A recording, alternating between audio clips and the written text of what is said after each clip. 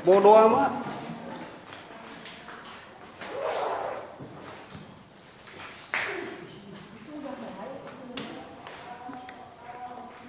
Mulai ya?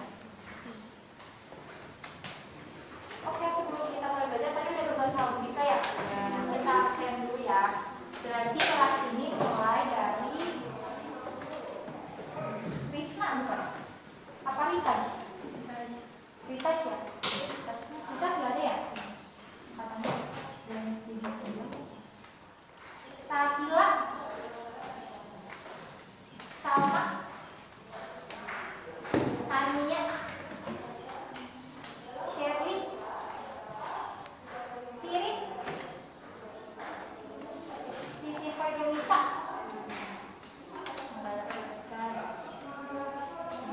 Sofia, Syahira, Zahroini, Zalfa. Satu lagi berarti Samudra ya? Oh, ini tadi di sebelah mana? Azmi di sebelah, Samudra di sini ya? Soalnya Azmi kan absen lagi, saya di bawah. Oke, kita langsung mulai aja ya. Waktu minggu lalu kita sudah belajar tentang materi suhu. Masih ada yang ingat tidak pengertian suhu? Coba gue pengen satu orang ya. Sania mana? Oke, coba suhu, pengertian suhu. Suhu adalah tingkat derajat panas dan dinginnya suatu tempat. Oke, jadi suhu itu adalah tingkat derajat panas dan dinginnya sebuah benda. Nah, materi yang akan kita pelajari hari ini adalah materi kalor. Sebelum kita masuk ke kalor, kita itu harus paham dulu apa itu suhu. Makanya minggu lalu kita coba pahami atau enggak kita coba pelajari lebih dalam tentang suhu. Sekarang kita masuk ke kalor. Coba sekarang perhatikan di depan. Misal nih kita disuruh ibu atau kakak kita masak air. Ya, kita disuruh masak air. Masaknya kompor. Hal pertama yang kita lakukan adalah panaskan air. Yang pertama kita ambil panci dulu ya. Habis itu kita masukkan airnya. Bisa dari mana? Bisa dari keran, bisa dari memang air yang sudah tersedia. Oke. Setelah itu kita taruh di kompor, lalu kita panaskan. Nah, suhu air sebelum kita panaskan itu normalnya adalah 10 derajat Celcius. Itu normalnya ya. Suhu air normal itu adalah 10 derajat Celcius. Nah, setelah kita panaskan sampai mendidih, suhu air itu maka akan bertambah atau naik jadi 100 derajat Celcius. Kenapa 100 derajat? Karena titik didih air atau air yang kalau kita pasang mendidih itu suhunya pasti 100 derajat Celcius. Oke.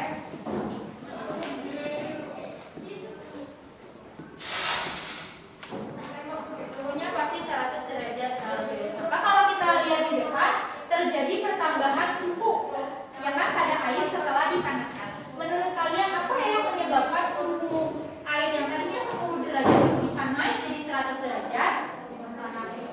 Iya betul, karena adanya panas. Dari mana panasnya?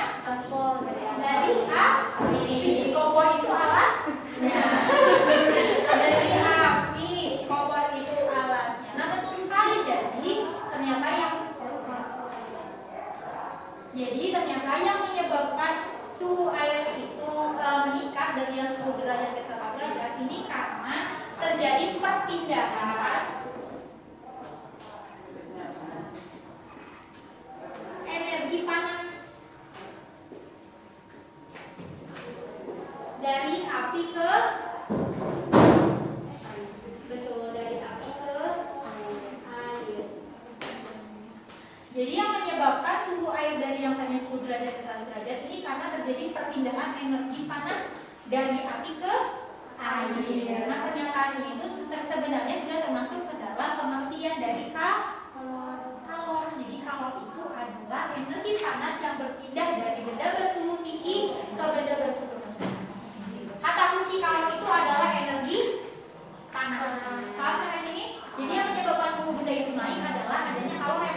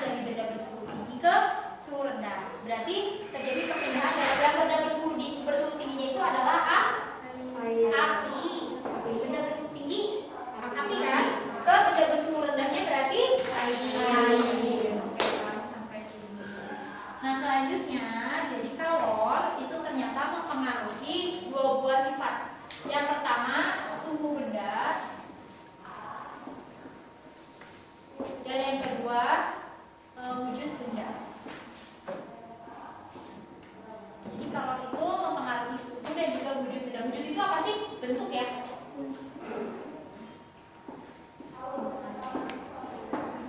Jadi kalau itu mempengaruhi suhu dan juga wujud benda. Sekarang perhatikan ke depan, ini yang penting. Ini yang mempengaruhi suhu benda. Jadi suhu benda itu akan naik jika benda tersebut mendapatkan energi panas atau mendapatkan kalor. Contohnya itu seperti tadi pada saat kita memanaskan air. Itu contoh, ya kan? Airnya itu suhunya nanti akan jadi naik atau ya naik karena air tersebut mendapatkan energi panas kan atau kalor dari api. Nah, sedangkan suhu benda akan turun apabila benda tersebut melepaskan kalor. Contoh yang kedua ini, misal kalau dalam kehidupan sehari-hari, kalau misalnya kita naruh air panas di baskom, udah gitu baskomnya kita taruh di ruangan, apa yang akan terjadi? Maka lama-lama suhu air tersebut akan turun, air tersebut akan jadi dingin kan. Nah, hal yang menyebabkan turunnya suhu air tersebut itu karena air tersebut melepaskan kalor dari air ke lingkungan. Paham sampai sini? Paham ya? Jadi ini yang ini sama yang ini. Oke, ini juga bisa dibicara.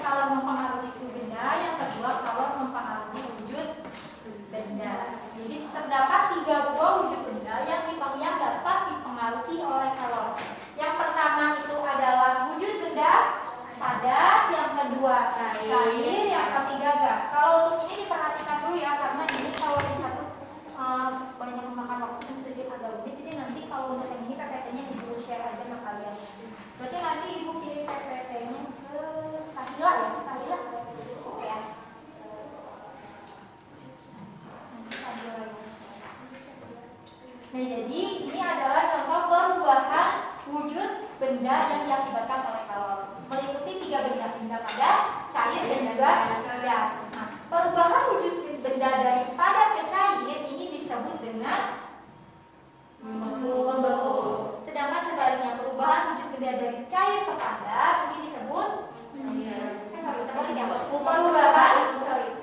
perubahan benda padat ke cair ini disebut membeku. Perubahan benda cair ke padat disebut terbalik ya? Kembali. Oh, panas saya berarti.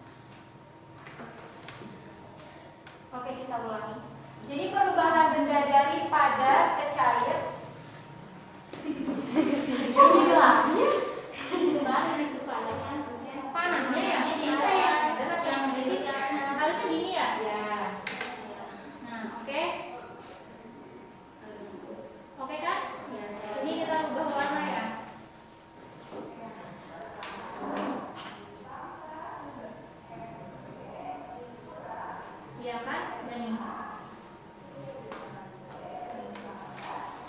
Oke ya? Oke. Jadi perubahan benda dari padat ke cair adalah mencair. Perubahan benda dari cair ke padat adalah membeku. Perubahan wujud benda dari cair ke gas ini adalah menguap. Sedangkan dari gas ke cair adalah membekukan. Lanjut, perubahan benda dari gas ke padat ini adalah mengkristal. Sedangkan dari padat ke cair adalah membekukan. Kita bahas satu-satu. Yang pertama adalah terbalik lagi nih.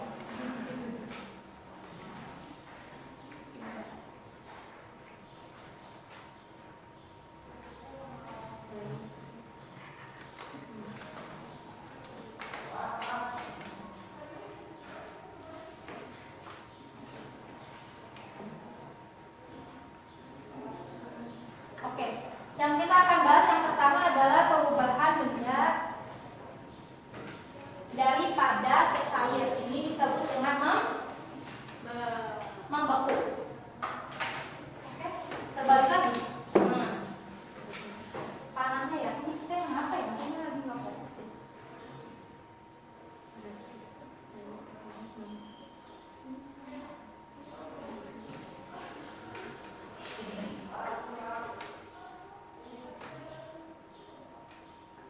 Oke ya, udah. Yang pertama kita ini dulu aja. Dari cair ke padat membeku. Betul. Contohnya itu adalah misalnya kita mau membuat es batu, ya kan? Awal mulanya air itu kan berwujud cair. Terus setelah kita dinginkan dia akan berwujud padat. Nah, proses membeku itu bersifat melepaskan kalor. Oke, sedangkan kalau perubahan benda dari cair ke padat, dari padat ke cair ini disebut mencair atau melebur. Jadi nanti kalau misalnya ada soal tentang melebur, berarti itu mencair ya maksudnya. Oke, dari benda padat ke cair, contohnya namanya itu adalah mencair atau melebur. Contohnya itu adalah perubahan wujud dari es batu menjadi air. Es berwujud apa? Es batu berwujud padat, sedangkan air dari cair. Sifatnya itu memerlukan kalor. Betul ya, sifatnya itu memerlukan energi panas. Energi panas itu kalor kan? Ya. Jadi kalau misalnya es batu bisa kita taruh di ruangan yang panas, otomatis es batu tersebut akan lebih cepat mencair. Gitu. Nah, sekarang kalau yang membeku, kenapa dari perubahan wujud air ke es itu disebut melepaskan kalor? Ada yang tahu? Jadi kenapa disebut melepaskan kalor? Contohnya itu kayak kita membuat es batu. Kan air kita masukin dulu ke plastik atau ke tempat kan. Setelah itu kita masukkan ke lemari es. Nah, suhu di lemari es itu rendah, ya kan? Lebih rendah dibandingkan dengan suhu air yang kita masukkan. Sehingga balik lagi ke pengertian kalor itu adalah energi panas yang berbeda dari benda bersuhu tinggi ke benda bersuhu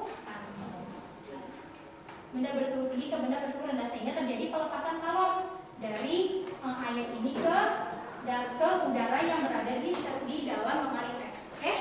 Sampai sini ya. Jadi proses perubahan wujud benda dari padat ke cair itu ada dua, ada membeku dan mencair. Selanjutnya ini proses perubahan wujud benda dari cair ke gas. Nah, proses perubahan wujud benda dari cair ke gas ini disebut menguap. Sedangkan proses perubahan benda dari gas ke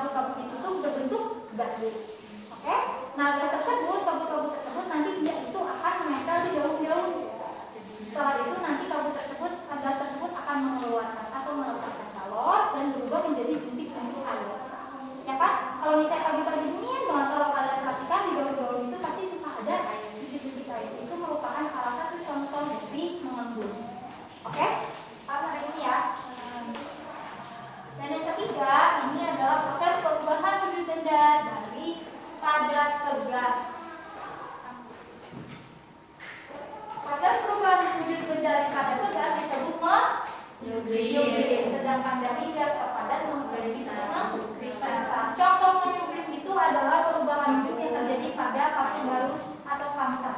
Kamfer ini bersifat padat ya, padat menjadi gas. Kenapa menjadi gas? Karena kalian pernah perhatikan nggak sih kalau misalnya kalian ada kamfer nih di ruangan, biasanya ditaruh di kamar mandi, di lemari gitu, atau nggak di pojok-pojok ruangan gitu ya. Misalnya kita taruh hari ini terus kita lihat 2 sampai 3 hari lagi, apa yang terjadi pada kamfer? Mengecil. Hal tersebut dikarenakan terjadinya proses penyubliman seperti itu. Jadi partikel-partikel pada kamfer tadi itu nanti akan berwujud jadi gas. Karena apa? Karena suhu lingkungan yang panas.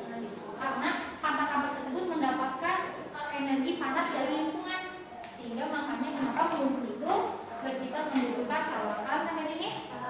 Nah, bedanya coba deh kalian coba juga kita bedakan,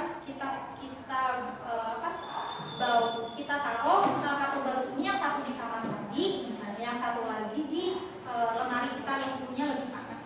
Terus kita lihat 2-3 hari lagi yang mana yang akan lebih cepat habis? Yang di lemari itu, karena suhu di kamar mandi itu lebih tinggi. Oke, ini contoh menyublim. Nah, sebaliknya, selanjutnya mengkristal itu kan perubahan dari gas ke padat. Perubahan wujud mengkristal itu sebenarnya adalah lanjutan dari perubahan wujud menyublim seperti itu. Jadi gas-gas yang tadi mengeluarkan dari yang dirubah wujudnya dari kamfer itu, jika kita berikan suhu dingin secara langsung, itu nanti gas tersebut akan berbentuk kristal. Seperti video pada pertemuan sebelumnya tentang proses pemisahan campuran, aslinya tidak. Nih video yang ini. Nah, video ini itu jadi awalnya itu si peneliti ini itu dia memasukkan kamfer ya kan ke dalam gelas, terus nanti gelas ini itu dia panaskan sehingga nanti kamfer itu berubah jadi gas. Nah, setelah itu di atas gelas ini nanti dia taruh piring kecil kan, dia taruh es batu itu biar terjadi perubahan suhu yang ekstrim yang tinggi. Nah, nanti gas-gas tadi itu akan berubah jadi kristal. Ini termasuk contoh pengkristalan. Oke ya?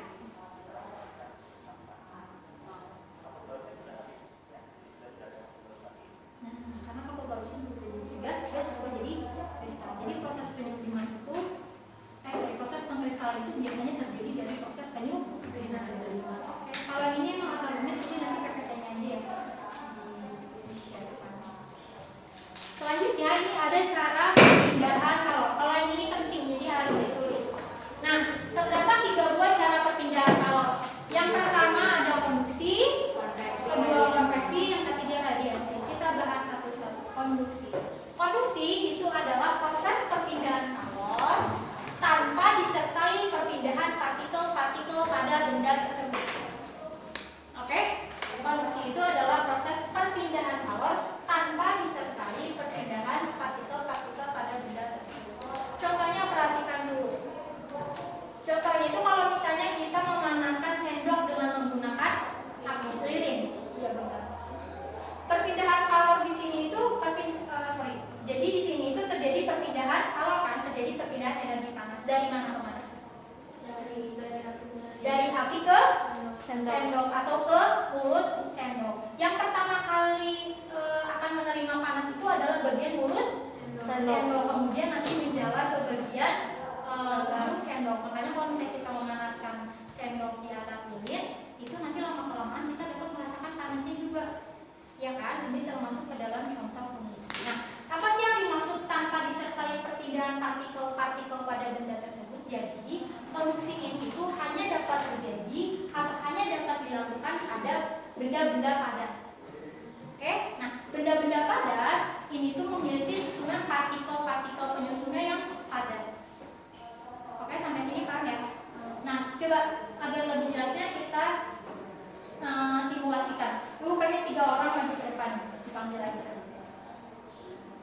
Salma, Siti Khoirunisa, sama Syahira. Coba maju dulu ke depan, kita adakan ini simulasi perpindahan kalor. Tadi siapa yang sebutin Salma? Coba maju dulu ke depan. Coba Salma, tadi siapa lagi?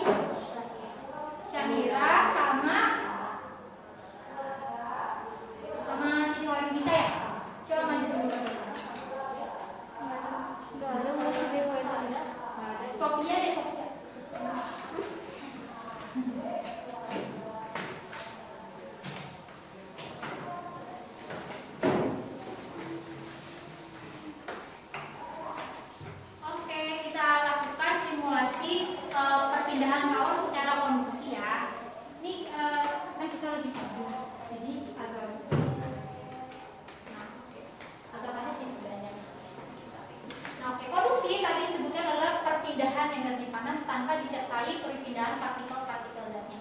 Nah, teman-teman kalian yang di depan ini ya kita anggap sebagai partikel-partikel pada sendok. Oke? Mereka ini adalah partikel-partikel pada sendok. Saya itu adalah api sebagai sumber energi. Ya, seperti kita tahu partikel-partikel pada sendok itu padat ya. Jadi kita bayangkan kalau kita ini sebenarnya padat. Nah, saya sebagai api itu memberikan energi panas ke sendok. Diambil sama partikel sendok yang pertama, lalu dipindahkan lagi ke partikel yang kedua, dipindahkan lagi ke partikel yang ketiga tanpa partikel-partikel tersebut bergerak. Paham ya? Kenapa mereka tidak bergerak? Karena mereka itu padat, jadi bisa secara estafet gitu berpindahnya. Oke? Paham sampai sini ya? Ini yang dimaksud sebagai perpindahan energi tanpa disertai perpindahan partikelnya. Jangan dulu pindah. Nah, sedangkan kalau yang kedua itu yang apa? Perpindahan kalor yang kedua itu adalah konveksi. Kalau konveksi ini sebaliknya, jadi proses perpindahan kalor disertai dengan gerak partikel-partikel di dalamnya. Contohnya itu biasanya terjadi pada air. Kenapa? Karena partikel-partikel pada air ini itu mereka tidak berdekatan, tapi mereka itu berpencar, jadi jauh. Jadi misalnya, jadi kalian kan ceritanya sekarang jadi partikel-partikel pada air ya. Itu jaraknya jauh-jauhan gitu. Nah, sehingga saya sebagai api mengirimkan energi panas, oke, ke partikel yang satu. Nanti partikel satu itu bergerak ke partikel kedua. Nanti partikel kedua bergerak ke partikel tiga membawa energi panas. Paham sampai sini ya? Perbedaannya yang dimaksudkan disertai perpindahan dan tidak disertai. Oke? Oke, terima kasih.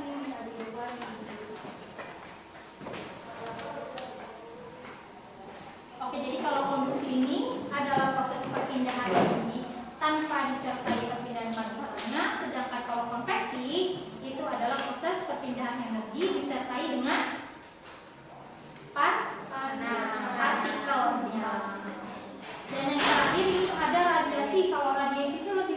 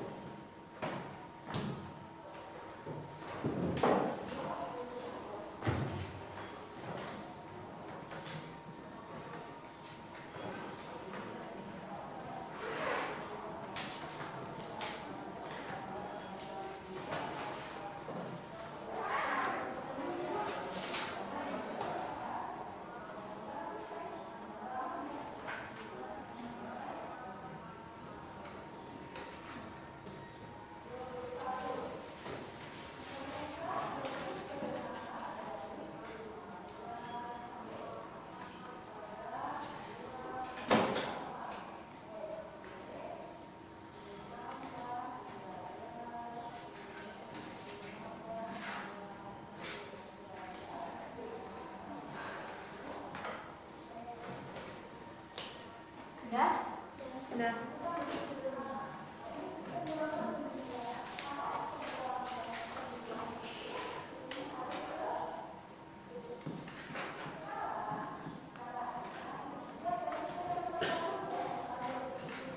Udah sekarang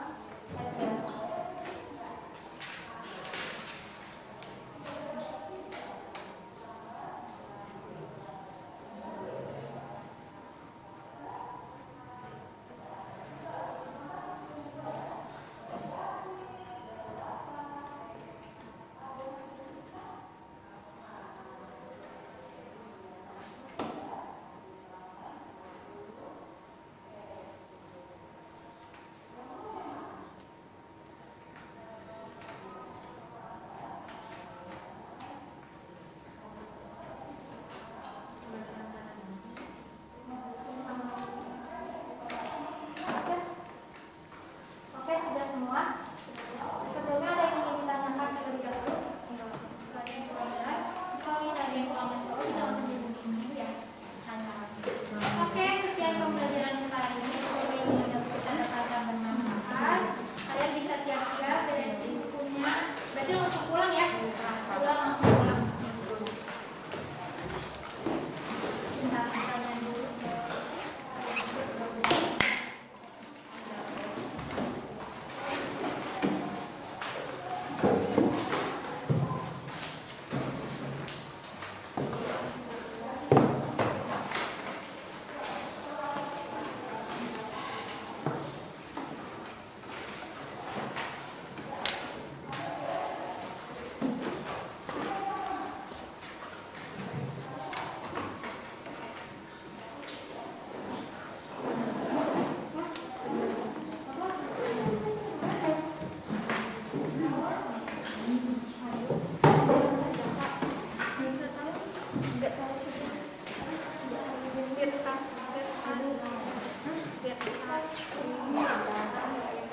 Tadi gue sempet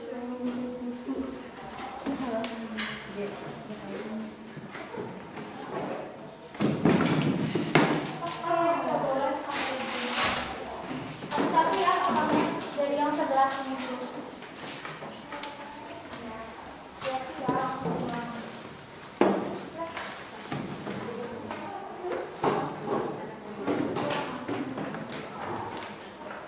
Jangan lupa di depan, ini kelas 2 ya. Ini soalnya kelas 2. Udah, siap-siap. Oke. Siap-siap, sambung. Masuk.